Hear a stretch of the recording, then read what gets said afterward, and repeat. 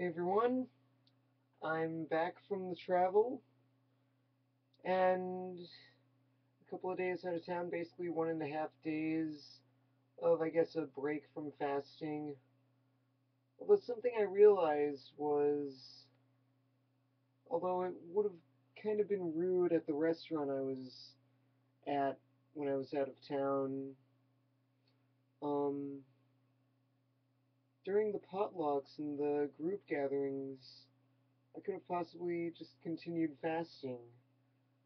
But I was told, it's kind of rude. And then there's also I mean, Muslims are told not to fast while traveling or while on a journey.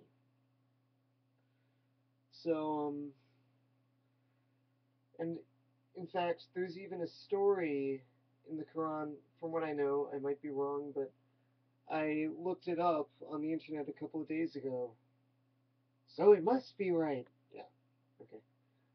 I looked it up, and there was even a story where the people favorable in God's sight while traveling are the ones who are not fasting. Although, I should maybe check the Quran. I got this out of the library a couple of days ago. And I also found this Quran Ramadan reading chart to make sure I read the whole Quran. I also have heard that several Muslims go to a mosque and during Ramadan and do basically an evening prayer, which includes a lot of reading of the Quran. However, this article said that they only get 1/30th of the Quran down. That reading plan, you go through the entire thing, and it's it's not that long compared to some religious scriptures. And I mean, the downside is this is an English translation. Most Muslims will basically say you need to learn Arabic and read it in Arabic. There is kind of something special about that. I can understand that. Anyway, other stuff. Um, at the end of today, um, I happened to be at a picnic with a bunch of pagans celebrating their summer solstice. And one of the things that when I wasn't eating, I was just kind of hanging out with them, mostly petting a cat. Someone brought their cat, and kind of watching the kids, making sure the kids who were there didn't go off.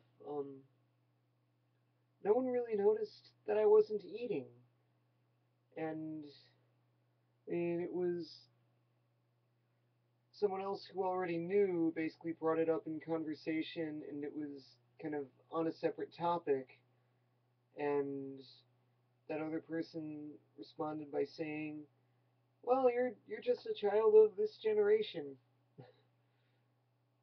And another person who I was a little bit worried would maybe sort of look down upon me, and I was kind of worried there would be an argument about it. He said, "Well, with Islams," and he commented Islams instead of Islam because there are really many different Islamic religions, basically, different forms of the Islamic religion. He basically said they make up a huge part of the world, and it makes a lot more sense to stand in solidarity with many of them instead of complain about those who are spreading hatred in its name. And I was definitely very glad that he said that. But, oh yeah, something I forgot to mention just now. Before I left for my traveling, I was kind of thinking, oh, I was just getting used to the fast, and I was kind of thinking, this might be a good way to eat every day. I have a guess that I'm probably going to be thinking otherwise when I'm done with the fast, but